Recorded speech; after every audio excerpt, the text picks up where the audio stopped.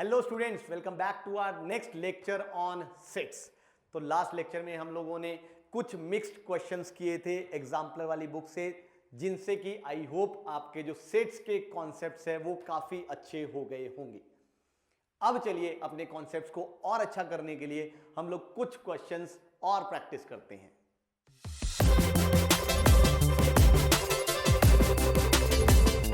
हाँ जी, तो ये है पहला क्वेश्चन आज का। वो कहता है let T is equal to set of all x such that. ये जो वर्टिकल छोटी सी लाइन लगी हुई है ये भी सच दैट का ही सिंबल है, चाहे हम वो दो डॉट लगा दें चाहे हम ऐसे लाइन लगा दें।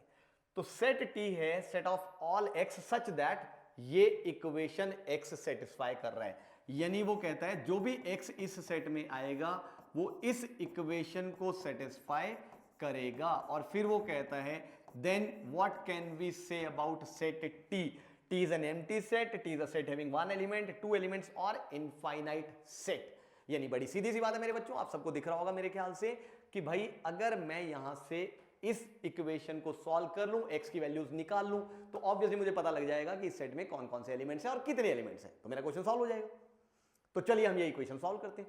अब इक्वेशन सॉल्व करने के लिए दिख रहा है भाई सबसे पहला स्टेप कि हम लेफ्ट हैंड साइड में क्या लेंगे, एलसीएम लेंगे। जैसे ही एलसीएम लिया तो डिनोमिनेटर में आ गया x माइनस 7, तो ये x plus 5 as it is, और जैसे ही मैंने एलसीएम लिया दिख रहा है ये क्या बन जाएगा माइनस 5x प्लस 35।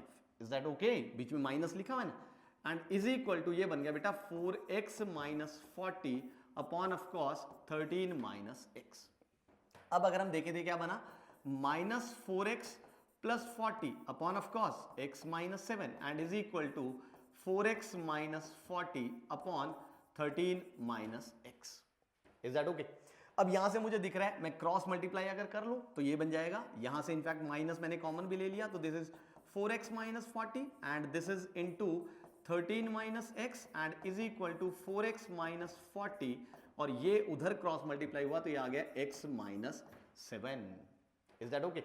वैसे तो हम मल्टीप्लाई वगैरह करके एक छोटी सी इक्वेशन बनेगी, सॉल्व कर सकते हैं, बट जरा ध्यान से, अब काफी बच्चों के मन में एक चीज आएगी कि भाई सर जब आपको दोनों तरफ 4x माइनस 40 दिख रहा है तो आप इसको कैंसिल क्यों नहीं कर रहे? हम तो 9th-10th में ऐसे ही करते थे ना, है ना? याद करो 9th-10th में हम कहते थे कि अगर हमारे पास लिखा हुआ है 5a is equal to 25b तो आप 5 से इसको कैंसिल कर देते थे, दोनों तरफ कैंसिलेशन होती थी। अगर हमारे पास लिखा हुआ है 6c is equal to 6d तो हम 6 से 6 कैंसिल कर देते थे, करते थे कि नहीं? तो यहां भी तो कैंसिल कर दो आप, है ना? आ रहा है ना कईयों के मन में? सच सच बोलना, झूठ मत बोलना, आ रहा है ना? ध्यान से, यहां बेटा ये कैंसिलेशन इसलिए अलाउड होती थी क्योंकि हमें पता है 525 is a non zero number. दोनों तरफ इक्वल टू के हम कैंसिलेशन तब कर सकते हैं जब हमें पता हो कि वो नंबर क्या है, नॉन जीरो है। जैसे यहां पे 5 है तो वो नॉन जीरो है, यहां पे 6 है तो वो नॉन जीरो है। बट 4x माइनस 40 क्योंकि इसमें एक x वेरिएबल आ गया तो हमें नहीं पता कि 4x माइनस 40 जीरो है या फिर नॉन जीरो है। अगर नॉन जीरो होता तो हम कैंसिल कर देते, बट हमें पता नहीं है, इसलिए ध्यान से 11th-12th में ये बहुत क्वेश्चंस में गड़बड़ी होती है।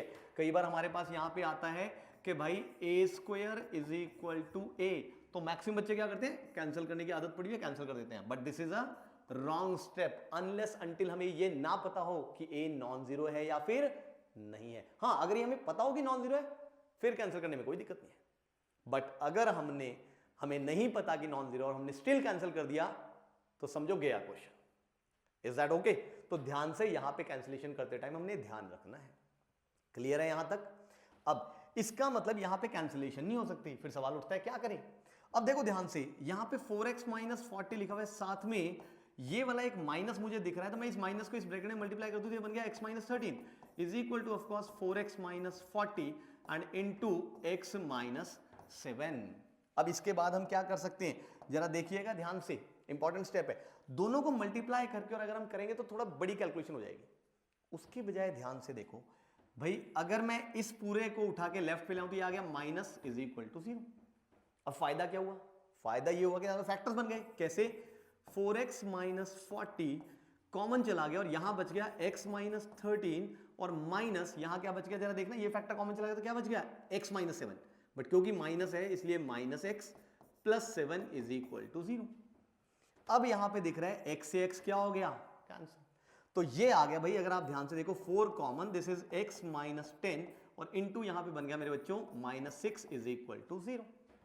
अब यहां से हमें दिख रहा है क्योंकि ये -24 बना which is a non zero number, तो हम उधर ले जाके डिवाइड कर सकते हैं। यानी यहां से आ गया x minus 10 is equal to 0, यानी x की वैल्यू भाई क्या आ गई मेरे पास, 10 आ गई। Is that okay? यानी ऐसी x की एक वैल्यू है जो इस इक्वेशन को सेटिस्फाई करती है, that is x equal to 10। यानी इस सेट में ऑफ कोर्स एक एलिमेंट आएगा दैट इज 10। तो अब देखो जरा कौन सा ऑप्शन करेक्ट हुआ, ऑफ कोर्स ये वाला। Is that okay? तो ध्यान से देखो, अगर हम यहां पे ये वाली कैंसिलेशन कर देते तो ये वाला एलिमेंट गायब हो जाता और आप कहते हो उस केस में क्या है, टी एम्प्टी सेट है और क्वेश्चन हो जाता गलत। यानी आते हुए क्वेश्चन में भी हम लोग गड़बड़ करके आ जाते हैं और फिर कहते हैं कि नंबर नहीं आए मास में, क्यों? क्योंकि हम ये बेवकूफियां किए जा रहे हैं। तो ध्यान से, गलती नहीं होने देनी। आई होप क्लियर है। चलिए फिर बढ़ते हैं नेक्स्ट क्वेश्चन पे। तो ये है नेक्स्ट क्वेश्चन। अब उसने हमें कहा कि हमें वेन डायग्राम पे रिप्रेजेंट करना है 3 सेट्स एबीसी को रिप्रेजेंटिंग दिस थिंग, जैसे हमने ऑपरेशंस में किया था कि हम ए यूनियन बी को वेन डायग्राम पे रिप्रेजेंट करते थे, ए इंटरसेक्शन बी को करते थे ना सबको। अब वो कहता है कि इसको रिप्रेजेंट करो वेन डायग्राम पे। अब देखो, वेन डायग्राम बनाना है तो सबसे पहले बनाएंगे भाई यूनिवर्सल सेट, एक रेक्टेंगल की फॉर्म में। अब 3 सेट्स बनाने हैं। अब जैसा मैंने उस टाइम भी आपको बताया था, मैं फिर से आपको बता रहा हूं कि अगर हमें इन जनरल 3 सेट्स बनाने हैं वेन डायग्राम के लिए तो हम बनाएंगे ऐसे 1 2 और ये आ गया तीसरा। तो यहां पे अगर हम इनका नामकरण कर दें तो ये है से सेट ए, ये है से सेट बी और ये है से सेट सी। इन जनरल हम ऐसे बनाएंगे। Is that okay? अब हमें उस पोर्शन को शेड करना है जिस पोर्शन में क्या आ रहा है हमारे पास, ध्यान से देखो, ए यूनियन बी और सी कॉम्प्लीमेंट का इंटरसेक्शन। ए यूनियन बी बनाना है और सी कॉम्प्लीमेंट बनाना है और दोनों क्या लेना है, इंटरसेक्शन लेना है। ए यूनियन बी का मतलब है बेटा कि भाई हमारे पास यहां के सारे एलिमेंट्स, ये सारे एलिमेंट्स आएंगे, देखो दिख रहे हैं कि नहीं, फिर ये वाले भी आएंगे, ये भी आएंगे, ये भी आएंगे, फिर उसके बाद ये भी आएंगे, ये भी आएंगे, ये भी आएंगे, ये वाले सारे ये भी आने वाले हैं। तो ए यूनियन बी का मतलब है वो सारा पोर्शन जो मैंने यहां पे टिक किया हुआ है। Is that okay? अब अगर मैं बात करूं सी कॉम्प्लीमेंट का, तो सी कॉम्प्लीमेंट का मतलब क्या होता है, क्या होता है, सी को छोड़ के सारा, यानी जो एलिमेंट सेट सी में उसको छोड़ के बाहर के सारे, यानी यहां वाले एलिमेंट्स भी आएंगे, यहां भी, ये भी, इनफैक्ट ये वाले भी सारे एलिमेंट्स आएंगे, ये वाले भी सारे एलिमेंट्स आएंगे, ये वाले भी एलिमेंट्स आएंगे, ये भी आएंगे। सी के अंदर का कोई भी एलिमेंट नहीं आने वाला। और अब मुझे इन दोनों का क्या लेना है भाई, यहां पे इन दोनों का लेना है मुझे इंटरसेक्शन। अब अगर दोनों का इंटरसेक्शन लेना है यानी दोनों का कॉमन हिस्सा, यानी जहां पे दोनों टिक्स लगे हुए, तो कौन सा पोर्शन शेड हुआ भाई यहां पे, ऑफ कोर्स ये वाला, फिर ये वाला सारा, फिर उसके बाद ये वाला भी सारा, फिर उसके बाद ये वाला भी सारा, देन ये वाला, और ये सारे के सारे एलिमेंट्स हमें लेने हैं। ये सारा मैंने शेड कर दिया। तो ये जो शेडेड पोर्शन है बेटा, this is actually representing A union B का इंटरसेक्शन विद सी कॉम्प्लीमेंट। ध्यान से, वेन डायग्राम के क्वेश्चंस आते हैं। Is that okay? So I hope आपको समझ आ गया होगा कि हमने वेन डायग्राम्स कैसे बनाने। Is that okay? तो अगर समझ आ गया है तो बढ़ते हैं अगले क्वेश्चन पे। तो ये है नेक्स्ट क्वेश्चन। तो अभी भी जैसा हमने लास्ट क्वेश्चन में देखा था वेन डायग्राम कैसे बनाए जाते हैं, तो आप सबने बोला कि हाँ हमें समझ आ गया। तो अगर समझ आ गया है तो वीडियो को जरा 1 मिनट के लिए पॉज करो और देखो बना के बनता है कि नहीं।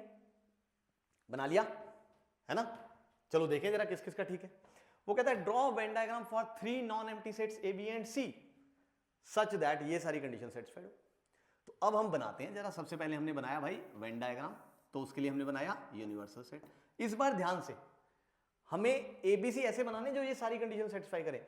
ए is a subset of B, यानी अगर मैं यहां पे सपोज ये सेट ए बना लेता हूं, इसको बी का क्या होना है, सबसेट होना है, यानी ये सारे एलिमेंट्स बी के अंदर होने चाहिए, यानी डेफिनेटली ऐसा सा कुछ बन जाएगा बी। Is that okay? अब सी सेट बनाना है मुझे। सी सेट ऐसा बनाना है भाई कि इन तीनों की इंटरसेक्शन जो है वो not equal to empty set, यानी तीनों की इंटरसेक्शन एम्प्टी सेट नहीं होनी चाहिए, यानी तीनों में कुछ ना कुछ कॉमन होना चाहिए। अब अगर तीनों में कॉमन होना चाहिए, इसके साथ साथ सी नॉट अ सबसेट ऑफ ए, यानी सी पूरी तरह से ए में नहीं होना चाहिए। अगर हमने यहां बना दिया तो पहली दोनों कंडीशन सेटिस्फाइड है, बट ये वायलेट हो जाएगी, यानी सी पूरी तरह ए में नहीं आ सकता। C is not a subset of B, यानी सी पूरी तरह से बी में भी नहीं आ सकता। यानी अगर मैं ऐसा सा कुछ भी अगर बना दूं सी, तो C is not a subset of B वाली कंडीशन वायलेट हो जाएगी, यानी ऐसा भी नहीं बन सकता। And B is not a subset of C. यानी अगर मैंने ऐसा सा कुछ सी बना दिया, पूरा बी मैंने सी के अंदर कर दिया, तब भी ये सारी कंडीशन सेटिस्फाइड है, बट ये वाली कंडीशन क्या हो जाएगी, वायलेट हो जाएगी, यानी ये भी नहीं बन सकता। Am I clear? इसका मतलब अगर मुझे सी बनाना है तो कुछ सोच समझ के बनाना पड़ेगा। बोलो कैसा बनाऊं? से ऐसा सा बना देता हूं। तो ये मैंने बना दिया सेट सी। अब जरा चेक करो क्या सारी की सारी कंडीशन सेटिस्फाइड है? A is the subset of B, बिल्कुल ठीक। तीनों की इंटरसेक्शन जो है वो नॉन एम्प्टी है, यानी तीनों में कुछ ना कुछ कॉमन है, बिल्कुल है, दिख रहा है। सी ए का सबसेट नहीं है, वो भी दिख रहा है। सी बी का सबसेट नहीं है, वो भी दिख रहा है। एंड बी सी का सबसेट नहीं है, वो भी हम लोगों को दिख रहा है। बोलिए एम आई क्लियर? तो मेरे हिसाब से ये आपको वेन डायग्राम अच्छे से समझ आ गया होगा। हाँ, हो सकता है कुछ बच्चों ने एक और पॉसिबिलिटी बना दी हो। एक और पॉसिबिलिटी है, बना के दिखाऊं? सीखोगे? चलो दिखाता हूं।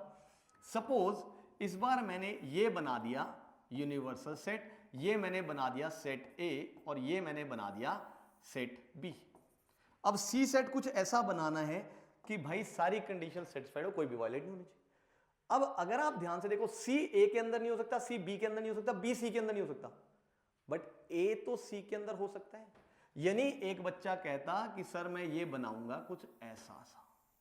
अब अगर मैंने सी ऐसा बना लिया तो क्या ये बिल्कुल ठीक है? मैंने कहा चेक कर ले अपने आप, ए बी का सबसेट है, बिल्कुल है। तीनों की इंटरसेक्शन नॉन एम्प्टी है, बिल्कुल है। सी ए का सबसेट नहीं है, सी बी का सबसेट नहीं है, बी सी का सबसेट नहीं है। इसका मतलब बड़ी सीधी सी बात है कि ये वाला अगर हम वेन डायग्राम बनाएं तो ये भी परफेक्टली करेक्ट है। Is that okay? तो मेरे ख्याल से वेन डायग्राम बनाने आपको समझ आए होंगे अच्छे से। आई होप क्लियर है यहां तक। चलिए अब हम बढ़ते हैं नेक्स्ट क्वेश्चन पे। हाँ तो बच्चों ये है नेक्स्ट क्वेश्चन, एनसीईआरटी का एक बड़ा ही मजबूत और मजेदार क्वेश्चन। अब जरा हम इसको ध्यान से समझते हैं, देखिएगा जरा।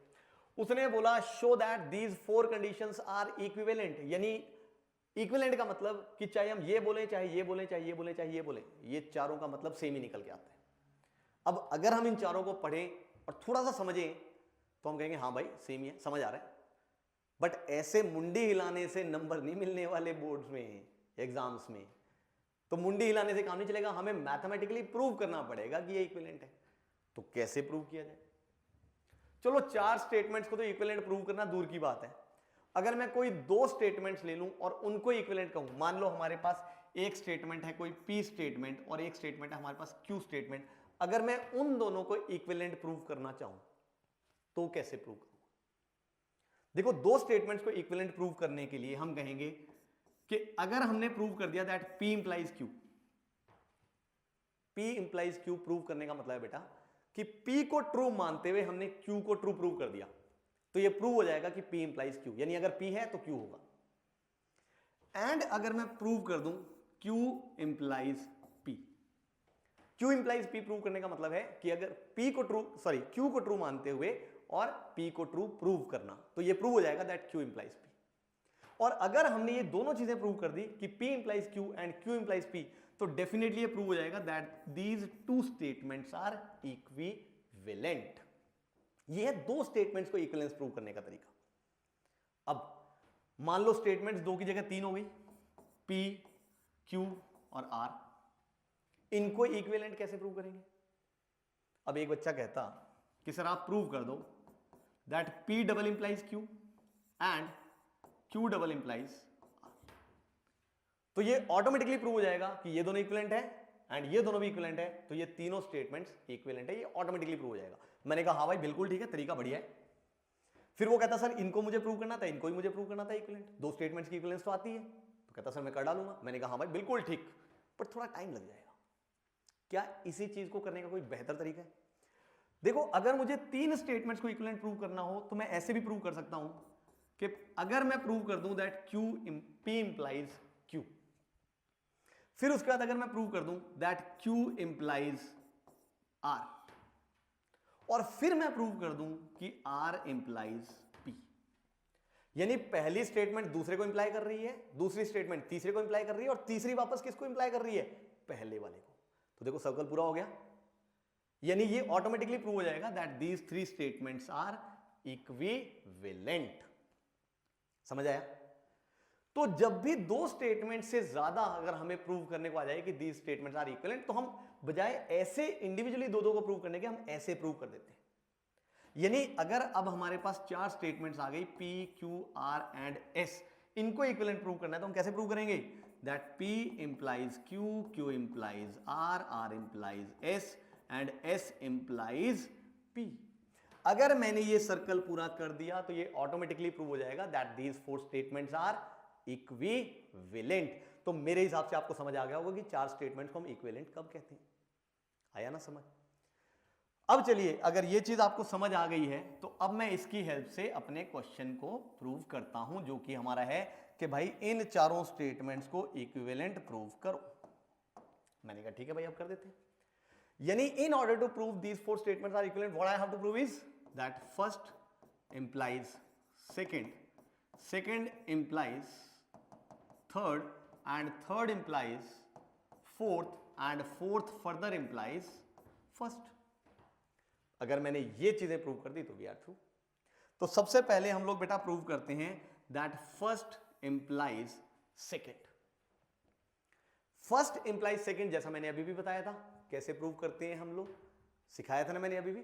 फर्स्ट इंप्लाइज सेकंड का मतलब है कि हम फर्स्ट को ट्रू मानेंगे और सेकंड को ट्रू प्रूव करेंगे। कर लोगे कि नहीं? बोलो जल्दी से, कर लोगे? करें जरा। यानी फर्स्ट इंप्लाइज सेकंड प्रूव करने के लिए हमारे पास गिवन क्या है? गिवन है फर्स्ट चीज, यानी A is a subset of B, this is given. And to prove क्या है हमारे पास? अगर आप ध्यान से देखें, टू प्रूव है कि भाई A minus B is equal to empty set. ये गिवन है, ये टू प्रूव है। तो चलिए फिर करते हैं जरा जल्दी से। अब ये करने के लिए अगर आप ध्यान से देखें तो हम लोग सोल्यूशन लिखना शुरू करते हैं। अब देखो, A माइनस B को एम्प्टी सेट प्रूव करना है हमने, A is a subset of B, तो डेफिनेशन से ही हो रहा है भाई। सिंस इसमें तो लिखना ही है A is a subset of B, so every element of A, every element of A is also present in B. So there is no element which is present in A but not in B. Therefore we can say that A minus B is equal to empty set, मतलब A minus B में कोई element है ही नहीं। So this implies that A minus B is an empty set. यानी this first statement implies second, हमारा काम हो गया। आई होप समझ आया होगा। किसी को इसमें कोई डाउट है तो पूछ लेना भाई, घबराना नहीं है। Is that okay? अब चलते हैं हम अगले वाले पे, दैट सेकंड इंप्लाइज थर्ड। अब हमने प्रूव करना है सेकंड इंप्लाइज थर्ड। अब ये प्रूव करने के लिए क्या किया जाए? यानी इस बार हमारे पास जो गिवन है बेटा, वो गिवन है भाई सेकंड चीज, यानी A minus B is equal to empty set अपने को गिवन है। एंड अगर मैं कहूं यहां पे टू प्रूव, तो टू प्रूव है बेटा हमारे पास कि A union B is equal to B, यानी दो सेट्स को इक्वल प्रूव करना है। याद करो, last to last lecture definition वाले में किया तो था हमने, एक सेट दूसरे सेट के इक्वल है, प्रॉपर्टीज तो लग नहीं पाएंगी, तो हम क्या लगाते हैं? डेफिनेशन। यानी टू प्रूव है हमारे पास कि A union B is a subset of B and B is a subset of A union B। अगर मैंने ये दो चीजें प्रूव कर दी तो इट्स ऑलरेडी डन कि भाई A यूनियन B और B किसके क्या है? इक्वल हैं। समझ आ रहा है? तो चलो फिर जल्दी से कर डालो। कैसे? अब इसको इसका सबसेट प्रूव करना है, तो हमने क्या किया कि let X belongs to A union B।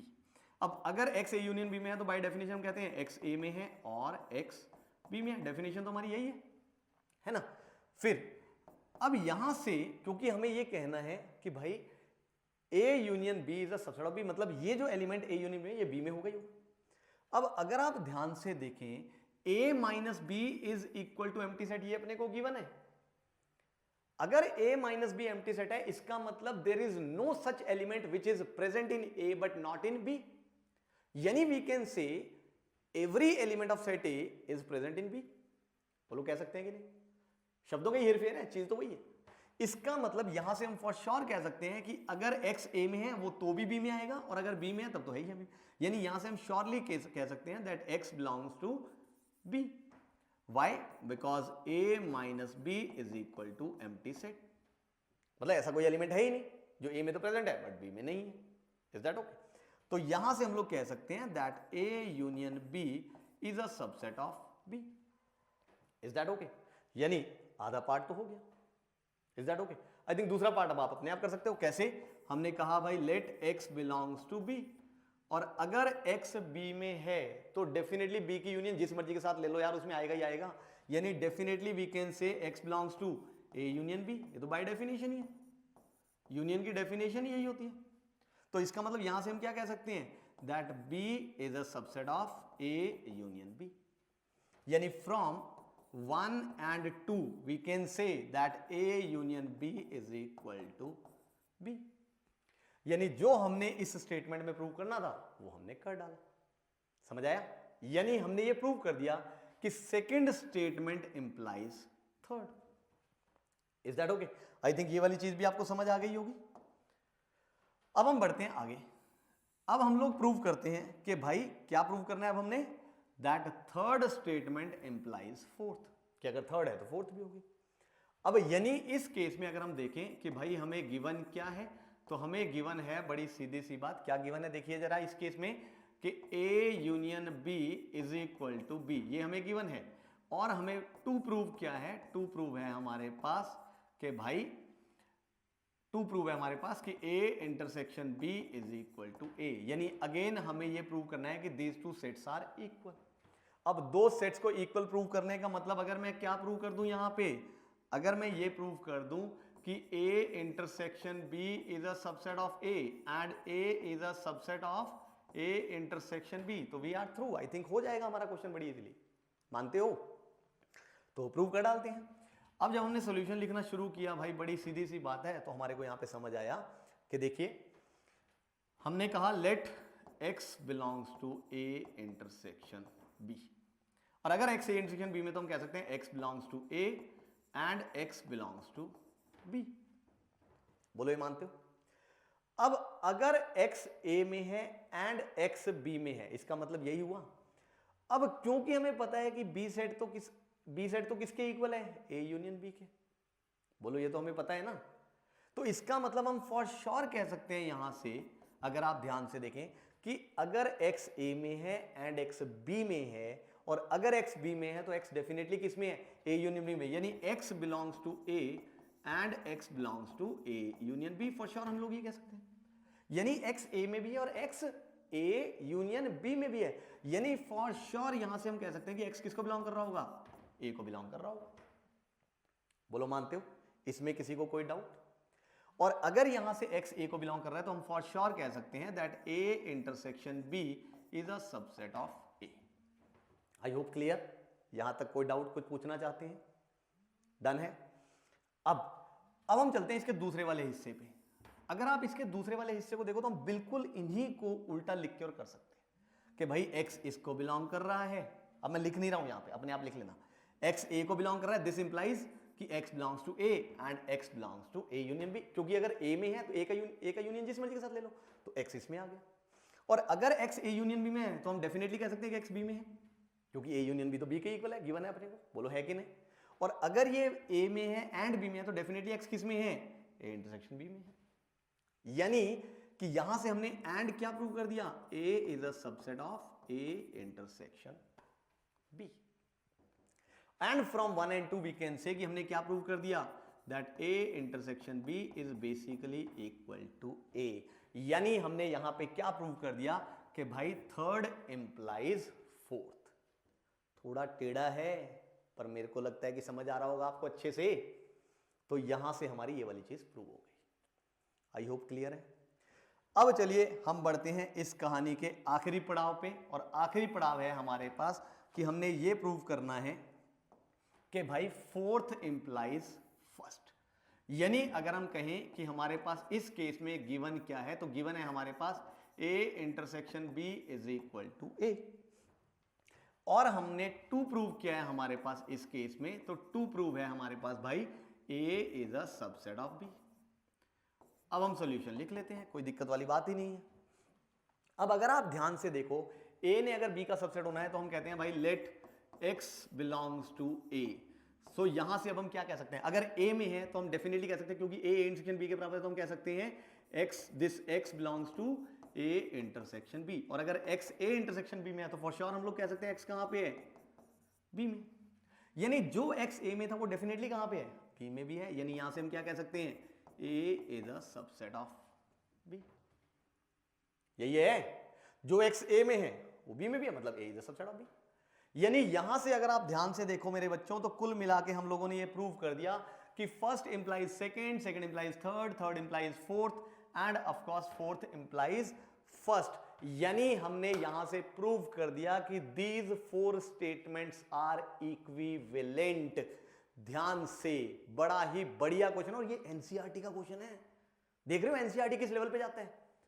वो कहता है भाई बच्चे को समझ आने के साथ साथ लिखना भी आना चाहिए, इसीलिए उन्होंने जानबूझ के सेट्स को पहला चैप्टर बनाया कि लिखना सीख जाए पहले चैप्टर से। ये नहीं कि हाँ बस दिख रहा है, ये तो दिख रहा है से नंबर नहीं आएंगे, लिखने से आएंगे। तो आई होप थोड़ा मुश्किल क्वेश्चन था, बट अगर नहीं समझ आया तो एक बार फिर से वीडियो को देखिए, आपको बड़े अच्छे से समझ आ जाएगा। एंड इसी के साथ मैं आज का लेक्चर खत्म करता हूं और मिलता हूं मैं आपसे नेक्स्ट लेक्चर में, जहां हम लोग सेट्स के कुछ एक क्वेश्चंस और डिस्कस करेंगे।